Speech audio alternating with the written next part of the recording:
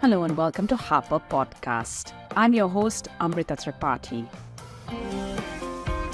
I'm a writer, a reader, and someone who's very interested in the world of books. So on this journey, you'll be hearing from writers from the HarperCollins universe talking about their books, the big ideas, and even how ideas can change the world we live in. This month's edition of Harper Podcast is a real treat, featuring the one and only Ramachandra Guha.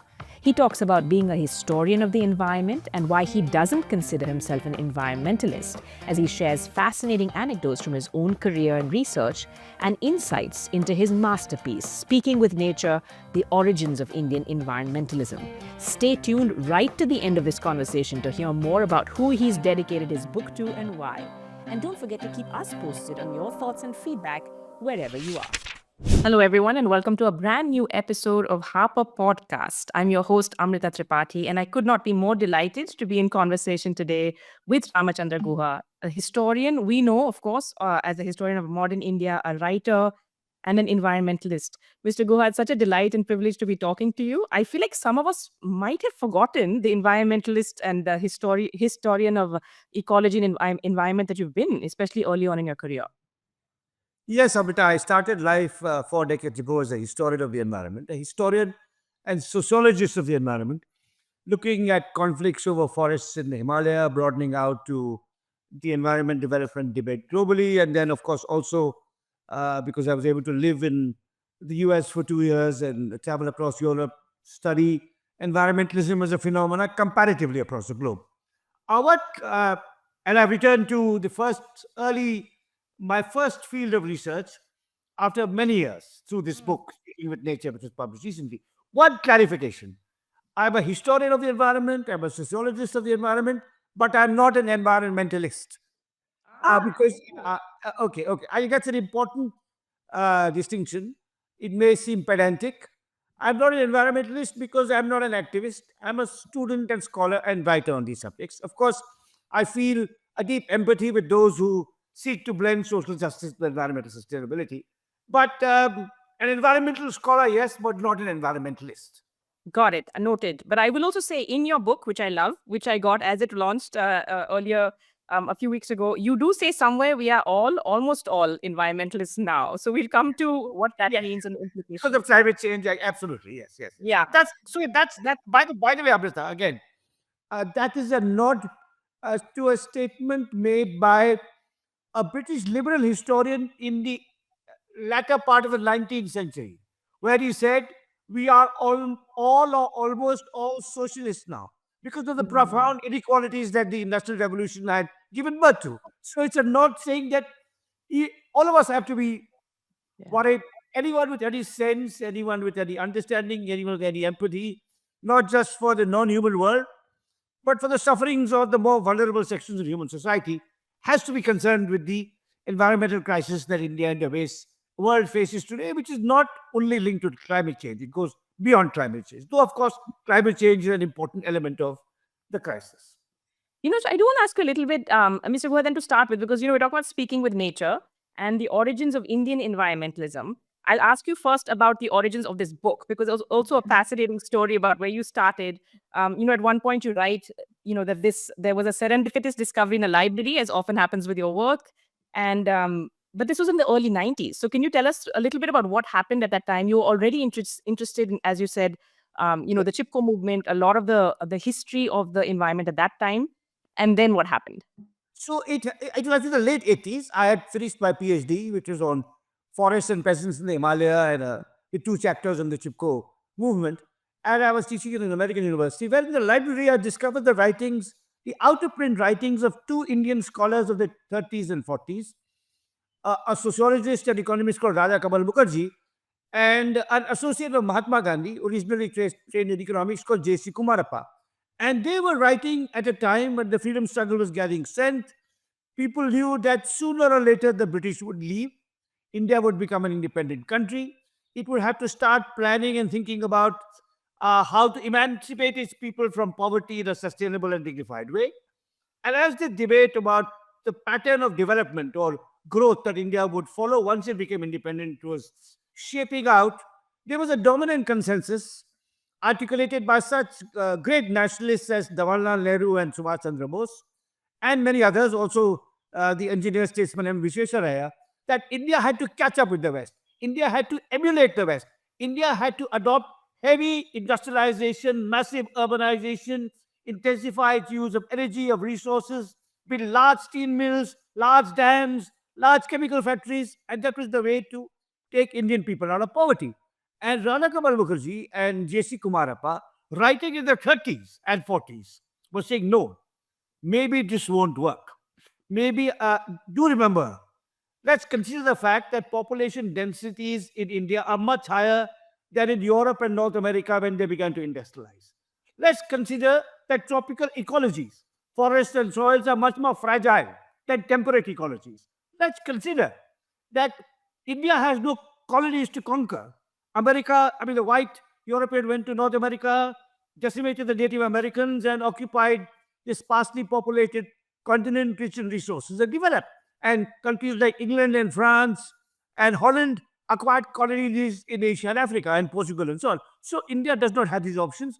We have to adopt a different model of economic development that is decentralized, that loses less energy, that is more capital, saves on capital rather than saves on labor, that is respectful of environmental constraints. And here were these people arguing 40, 50 years before Chipko. And I said, maybe there's a kind of forgotten prehistory of Indian environmentalism that took the shape of intellectual articulations, not popular protest movements, not dharnas against large dams or satyagrahas against commercial forestry, but thinking through these questions before even India had become independent. So then I started looking a little more, and from those two people, Mukherjee and Kumarappa, who were really largely unknown at that time, even among specialists, I broadened my ambit to include the 10 thinkers that are there in this book. And sir, to also ask you a little bit of when you reference Chipko, it's also because in popular context, in the media narrative, also that's seen as that kind of inflection point for Indian environmentalists, in Indian environmentalism in a way, right? Yes. The movement being symbolic of the start of India's environmentalism. So what you've been saying, and you argue in the book, and you've been talking about this, that this is a forgotten history, right? That predates by so many. Actually, you're talking about the late 19th century, where these folks have been writing and talking. So I would now phrase it this way, that you could argue from the vantage point of 2024, as I speak to you today, that there have been three waves of Indian environmentalism. The first wave took the form of precocious writers and thinkers warning about the perils of blindly emulating Western models of industrial development. That is the first wave narrated in this book through these 10 thinkers, and it took the shape of warnings, of writings, of essays, of polemical tracts. Then there's a second wave which starts with Chipko, which involves both popular protest and writing and activism in journalism. So it becomes a social movement. From as you can say, a philosophical intellectual reflection, it becomes a social movement. Then that rises to the 70s and 80s and starts declining through the 90s. Then there's a backlash after once India begins to liberalize, and environmentalists are seen again as anti-development, anti-growth. And now there's a third wave of environmental concern sparked by the climate change crisis. So as a historian, I would distinguish between these three waves. Of course, they overlap, they influence one another, there are some resonances, there are some parallels, but that is how I would conceptualize it. I started as a sociologist of the second wave. I'm now written a history of the first wave, and the third wave is still unfolding, and people younger than me will have to write about it. We'll see. Otherwise, there's always time. I do want to ask you a little bit though, in terms of what sparked your initial, because here we do also want to talk about you as a writer, as a person. What sparked your initial interest, and then we'll dive into a few of the stories in the book for people who haven't had a chance to read it yet. I'm also really interested in how you've been positioning, because I've heard you say, and there's a quote somewhere in here where that phrase of being too poor to be green, and you're also trying to position that this is not actually, we have had Indians and other people in, I suppose, the developing world concerned with environmentalism. So a little bit of your sense of context. And I'll begin with the last part of your question and then come the first part. So I make a distinction in this book, and I made in other writing, between livelihood environmentalism and full stomach environmentalism. So when countries reach a certain level of prosperity, they start thinking, maybe we should clean up the rivers, maybe we should protect that beautiful landscape on the mountain, maybe the wetlands need to be preserved. That also happens in India with people like you and me in the cities who are largely affluent and people even more affluent than us saying, hey, the tiger is gorgeous. I want the shot of the tiger. And once I get the tiger in Bandhavgarh or in Nagarhole, then I start thinking of the forest. While, while seasoning my life in the wilderness, continuing for the rest of the year to live a resource intensive consumer lifestyle in the cities, which is, of course, not sustainable for the whole of India, let alone the whole of the global population. That's full stomach environmentalism, which is mostly aesthetic and is mostly about gorgeous landscapes and endangered species. And there's livelihood environmentalism, which is peasants, pastoralists, fisher folk saying we have through the centuries developed an understanding of the natural limits we live in. So we have learned and we must learn to use our forests, our pastures, our soils wisely, carefully, collectively, remembering that once they are gone, our livelihood is finished. The livelihood environmentalism is often in conflict with full-blown industrialization. A classic example would be Chipko, where the forests of the Himalaya, the biologically diverse forests of the Himalaya, sustained rural populations. And once plywood and paper factories came in, they not only usurped resources previously under the control of the local community, they also destroyed the forest, leading to soil erosion, floods, and so on. Another example would be of, let's say, fisher folk downstream from a chemical plant who are dispossessed. And so this is the kind of distinction I try to make. As far as my journey is concerned, I grew up in Dehradun in a very beautiful campus with many species of birds, but it's largely through accident that I became a scholar of the environment. I was doing a PhD in Kolkata in sociology, and a visiting scholar, Professor Jayanta Bandopadhyay, who's the first person thanked in the acknowledgements to this book. When he learned I was from Dehradun, the year was 1981, when he learned I was from Dehradun, I was beginning a PhD, he said, why don't you do a sociological thesis on the Chipko movement? Because that's taking place in the hills right above Dehradun. So I'm deeply grateful to him. He's the first person I thank in the acknowledgements. Then I thank many other people, scholars and activists who have helped me in my journey since. One of the great pleasures of writing this book is that it's brought me back in, because there was a period, Amrita, in between. So I was really largely focused on environmental writing from a historical and sociological perspective through the 80s and 90s. From about the early 2000s, I started working on political history. I wrote India After Gandhi, then I became a biographer, and then I returned to this field. I had inadvertently or whatever left, and then I came back. And one of the joys of this book is to reconnect while researching it for the last 3 or 4 years, and now it's out, is to bring me back in conversation and collaboration with a new generation of scholars. So in my acknowledgements later on, I say there's a third generation of environmental scholars, much younger than me, who have also influenced how this book has been shaped up. So I'm very, there was a time when I was writing my 2-volume biography of Gandhi, which took more than a decade, that I had all these notes for the present book in that you can see in those shelves behind you. And I thought I'm getting old and I'm consumed by Gandhi. I have so much to say about Gandhi. I don't think I will ever get back to it. And I'm grateful that I was able to pay my dues and return my debts to the scholars who started me on this journey. That's incredible, because so you say literally you do come back to this, and it's been several decades. So you go back to your original notes. You've obviously been collecting material along the way, and somewhere you said it's actually probably not a bad thing because you've had a chance to get more. So what happened, Amrita? So as I said, in the 80s and 90s, I was working full time on it. Then I started working on contemporary history, the book that became India After Gandhi. Then I started working on Mahatma Gandhi himself. And would trawl through the archives in Delhi, in Ahmedabad, in London, and different places around the world, taking notes on political history, social history, and Gandhi, I would come across a report or a letter or a document pertaining to what became this book, and I would enter it in a separate file called Ecology, thinking, shayad kabhi ye kaam aayega. Maybe this will be of use sometime. And I was, in a sense, though the research started 30 odd years ago, all through these periods, I retained my interest, my curiosity, and wherever I was in an archive looking for documents or other things, if I found something that even remotely relevant to this, I took a note.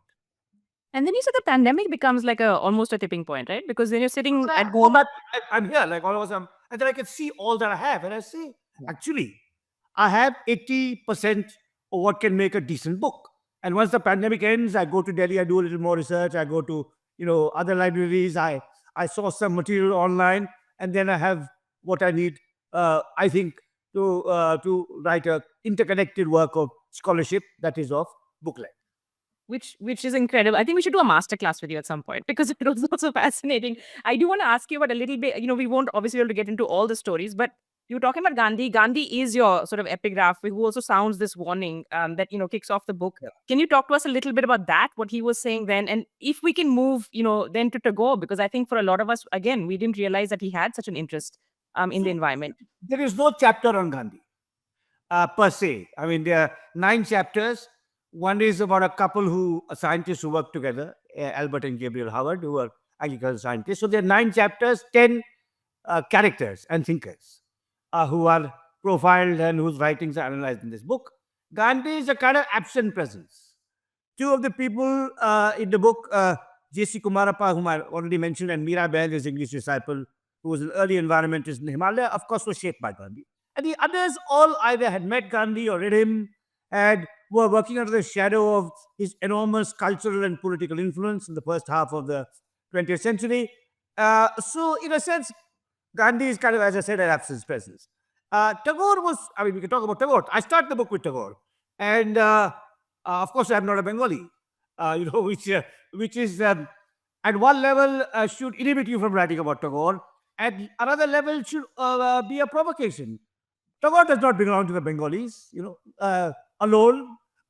Just as Gandhi does not belong to the Gujaratis alone, or Ambedkar does not belong to Dalits alone, or Nehru does not belong to the Congress party alone. These are universal figures. They belong to all of us. So I think reading about Tagore, researching Tagore, was for me incredibly exciting and thrilling, and to show the different dimensions of his environmentalism, as I tried to do in that opening chapter. And, I do want to ask you about, there are a couple of these that, firstly, it's so well written, of course, because it's you and it's so well researched. And I think just reading it makes me feel smarter, but also makes me realize there's so much we don't know, right? About that period, about the movement. And we've been talking about the 3 waves. So I'll come to that a little bit later. But could you talk to us a little bit about, and I love the way these two connected. Albert Howard's, who's considered, the founder and pioneer of the organic movement. He sets up this indoor process of composting. That would be great.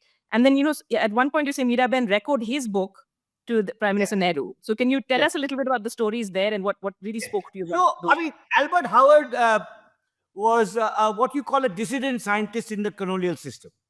He was trained in Cambridge. He came out to India in 1904, I believe, to join the Imperial Agricultural Research Institute. He had already fallen in love with someone junior to him in Cambridge who was also an agricultural scientist, who then joins him in the institute, and they work in the colonial system, find it stifling because it's very hierarchical, it's very officious. There's no real, though it's a Department of Agriculture, there's no day-to-day connection with the peasants and the cultivators. It's also very fragmented, and the Howards have a more ecological approach to agricultural science, looking at the interconnections rather than separating out things.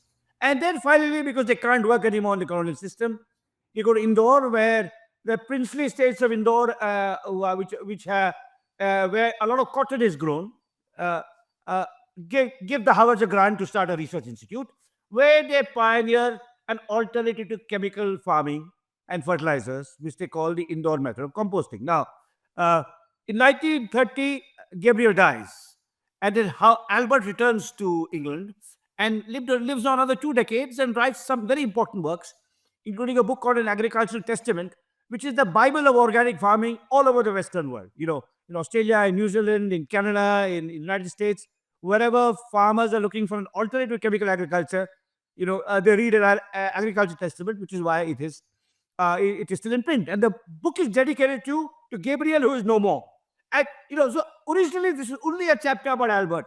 And then as I dug more, I realized that Gabriel was not just a true collaborator. In some ways, he was the more original thinker. especially from an ecological point of view, which I tried to document in this chapter. And it often happens that, women are invisibilized, to use the current jargon, from the narrative. In this case, of course, she died early also, and her husband lived on much longer. Now, Mirabed, badly straight as she was born, reached the Howards. And when the Howards, of course, have left India in 1930, but Meera becomes interested in composting in the 1940s. When she leaves Gandhi's ashram in Sevagram, in what is now near Varda, in what is now Maharashtra, and goes to what is now Uttarakhand and sets up an ashram of her own. And she realizes that chemical agriculture not only devastates the soil, costs precious foreign exchange. And, there could be alternatives following the methods of the Howards. And she sends Howard's book to Nehru, and there's no evidence that he read it because, as I've already said, he was committed to a different model of economic development. But, I said, Howard, many people, again, relate in the book. I first heard of Howard in a book written by a very remarkable American environmentalist and poet called Wendell Berry, who runs his own farm, who's actually really unlike being an environmentalist because he puts his ideas into practice.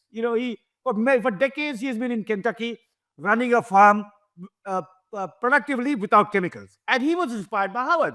Now, in one of his books, he writes about Howard, but only because of the Anglo Testament. He does not know the backstory of these 3 decades in India.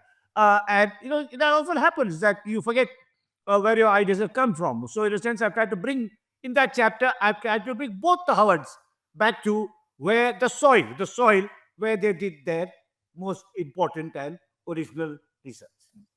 And it's incredible. I mean, I suppose it's not a surprise to you because you've been, researching this, but it's incredible that we always think of the organic movement as something that, organic food is a relatively modern phenomenon. So you're talking about the 1930s, 1940s, Yes. that really predates, I think our popular conception of what this was.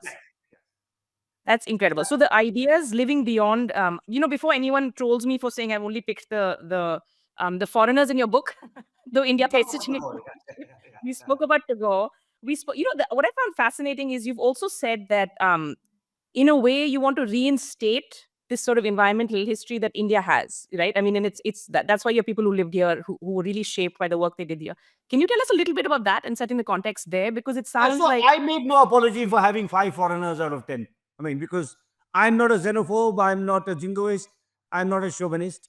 India is part of the world is part of India. These are 5 Europeans who lived in India, nourished our intellectual life, took some of our ideas overseas. The Indians in this book, like Tagore and J.C. Kumarappa, who was educated in America, Mukherjee, who traveled abroad, also had a kind of, not a narrow-minded perspective. And of course, environmentalism is a movement shaped by currents, like feminism. It is shaped by cross-cultural currents. And much of what these people say, I think, has resonances beyond India. Among the things, important lessons, I think, of their work that, as I said, have resonances beyond India are the idea of restraint, that there are limits to human greed and consumption. The idea of decentralization, that environmental responsibility and environmental stewardship is often better effected if political power is taken away from large agglomerations like cities towards smaller towns, or from centralized bureaucracies towards panchayats and village councils. Then, of course, the whole idea of linking social justice with environmental sustainability. Hence my title, Speaking with Nature, not speaking for nature, which is kind of a, keeping nature and society separate. This is collectively a kind of a synergistic relationship between human society and nature. So I think in what ways, you see, one of the important things, Amrita, for a historian to recognize is that a historian documents, analyzes, narrates. So there must be a rigor to a historian's research. There should ideally also be a clarity to a historian's writing. But a historian does not prescribe. A historian does not advocate. And a historian certainly does not predict. So what different readers take from this book will be different things. Already, the book has been out barely a month, about 6 weeks. And already readers have told me that chapter on Howard was wonderful. No, someone else said the Christian chapter was my favorite. And, so that will always happen in a work of this kind. But the broader lessons, that is, social justice and environmental sustainability work together. that political systems that are centralized are likely to be less environmentally wise than those that are decentralized, that there are limits to large scale industrialization and globalization, that as a scholar of the environment, you have to be attentive to the natural sciences, the social sciences, and the humanities. So you can't be like a student in the Indian university who's studying history and has no connection to biology or vice versa. So I think these are some of the broader, I suppose, uh, learnings that people can take from the book. I mean, it's a very human story. It's about 10 remarkable pioneering individuals who are Which, pioneering yeah, in very different ways. And as I say, I'm happy when someone says, when I get uh, uh, three different people tell me that three different chapters were the ones that moved them the most. That's fine. yeah. That's fine. Yeah, your work here is done in that sense because they're really fascinating. You've managed to get, I think you've painted such skillful portraits of these, and I feel like the idea that perhaps this has never been done before. Can you talk to us a little bit about this? Why was it important? Do you feel to have this work done to reinstate, let's say, the history Yeah, of the Indian because I said, like, environment? historians should look for new materials, new ideas, new arguments. But the new materials are the most important. So that most readers of this book, I mean, every reader of this book, except a few Western non-Indian readers, would have heard of Tagore. But not a very small proportion of the readers, probably like 10%, would have known of him in the environmental context. They would know him in other contexts. But other names, again, one of the people in the book, K. M. Munshi, who was a very celebrated writer in Gujarati, was a important lawyer, a member of the Constituent Assembly who made some key contributions to constitution making, will be known to legal specialists and to readers of Gujarati novels. But that he also started Vana Mahotsava and tried to link forest protection with the epics will be new to most people. And some of the names are completely, I mean, like the Howards are only known to organic farming specialists. Mukherjee will be known to historians of Indian sociology. Even as a sociologist, Mukherjee is forgotten. I mean, it's really, we talk about M.N. Srinivas and Andre Bete and Veena Das, and they're the names that when we talk about Indian sociology. So I think, but I think collectively I know, obviously this work is not comprehensive. It's 10. Uh, to be manageable, there were 2 or 3 people I considered including and then finally left them out. One of my hopes for this book, which is a hope for every work of scholarship that I write, is that it will challenge other scholars, usually younger scholars, to write their books of their own that either carry on an argument with what I've said productively or fill in blanks in areas in which I have insufficiently researched. That's how I see history is an ongoing a work of history is a part of an ongoing conversation. It takes a previous conversation here, and the idea is that we'll go further and further. Other people will take it further and further and deeper and deeper. And what an incredible legacy you have. I mean, it's too soon to talk about legacy. You have years to go and many more books to write. But I want to ask you 2 things. One is it hard to not be pessimistic about where things stand? I'm not going to talk about politics. Politics Yes. comes into everything. But when you see the kind of, some of the warnings, as you were saying, the first wave, most of these thinkers had pretty interesting, they had their own insight and take also in a sort of warning fashion. So Miraben talking about the oak versus pine, the Yes. replanting of oak trees in the Himalayas versus pine, and what's that's doing and impacting on flooding, which we're seeing now also play out, right? So when you're sitting in, as a historian, of course, that's different. And as a scholar, that's different. As a human being who's watching what's happening around Yeah. you, is it hard to like not be pessimistic that no one's been listening in that sense of like, I don't like the word pessimistic. Let's say it's hard not to be anguished and sometimes angry. Anguished and angry. And anger and anguish are sometimes productive because they produce writing and scholarship and activism and all of that. I'd say one thing, and one of the things that is really hinted at in this book, because this is a work really, that runs, it's a pre-Chipko book. It's a pre-climate change book and a pre-Chipko book. So it's the 1890s till roughly the 1980s. One of the important things which I allude to in the epilogue, which I hope I would, in my, in maybe in a couple of columns, I might try to address more directly because columns speak to the present, is that climate change is real and visible, and we can see it going, the devastating effects around us. Most recently, the cyclone that hit parts of Tamil Nadu. But uh, even if climate change did not exist, India would be an environmental disaster zone. And climate change was largely caused by Western countries. And it's often an excuse used by the Indian government to do nothing about non climate change related environmental problems. It's an absolute scandal that the central government of Prime Minister Narendra Modi has done nothing in 10.5 years to address air quality in the cities of northern India, which has nothing to do with climate change. That biological death of our rivers, including the Jamuna near Delhi, the Ganga near Patna, etc., the Narmada in central India, has got nothing to do with climate change. The depletion of groundwater aquifers, including in so-called grain bowls like Punjab, has nothing to do with climate change. The chemical contamination of the soil had nothing to do with climate change. The invasion of our extraordinary rich forests by exotic weeds like lantana has nothing to do with climate change.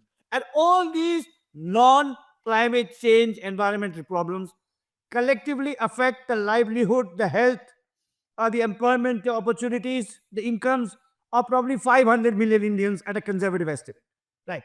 Now, you're talking about real serious fundamental economic problem, Yeah. which has environmental implications and has to do with our carelessness in how we have dealt with these issues. And these people are writing before climate change. All the thinkers in this book, but they're anticipating what will happen. Yeah. And climate change often becomes an alibi. Oh, the Western world caused it. They better clean up, or they better give us a massive subsidy. You hear these governments. You heard it from the UPA government. You heard it from the India government. They're a cop out that they don't allocate resources. They don't listen to scientists. The UPA government, I like to say, was almost as culpable as the government has been. Oh, yeah. That's another. There's another thing. Climate on the other side. So climate change originally caused by the first industrializers in Europe and North America is used as an alibi by Indian governments to do nothing about other environmental problems that have massive human impacts. And climate change is also a seductive label at the other level for scholars to get research grants. You put climate change in your proposal, you'll get a grant. I mean, you put invasion of forest by lantana, you will not get that grant. This is really a problem. This needs to be. I mean, that the environmental debate has been colonized by climate change, whereas climate change is only one element in the whole piece of the puzzle. So I also want to ask you just two final questions. One is, from the outside, it sometimes feels like, we lose all nuance when we're talking about, environmentalism, climate change, what needs to be done. There's this whole, especially on social media, if you're pro-green, you're anti-development, etc., etc. So can you tell us a little bit, because it's very clear from these profiles that people are not talking about being anti-development. They're talking about, as you said, about the country with high population densities, fragile ecologies, and no possibility of colonial expansion. Yeah. To really forge different models of economic development that are sustainable, safe, and just. And if you don't, and if you think you can just emulate what Europe and North America did, you will colonize your own people and colonize your own resources. And send the Central Indian forest belt, where our minerals come from, and the Himalayan belt, where our recklessly, large dams are being built, are becoming our environmental colonies, in a sense, of the affluent urban industrial class to which people like you and me belong. So that is really what is the warnings of these people. That because we have higher population densities, because we have more fragile ecologies, and because we have no colonies available to us, we had to forge a different, more caring, more responsible, more sustainable, more inclusive, more equitable path of development for which there is enough scientific expertise. I'll just say one more thing, Amrita. When I began my career, as a scholar, I'm a child of Chipko, and so are many other people of my generation.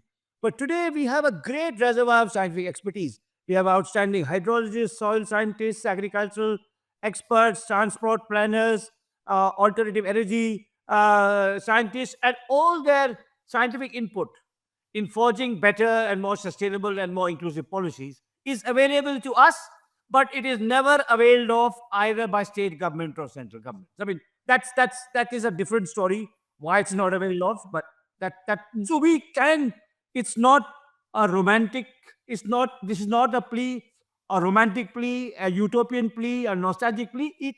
We have the scientific expertise to take her on a much better path of development, as we have to our political class, our government. So again, emphasizing of all parties has to be much more proactive in soliciting this scientific expertise.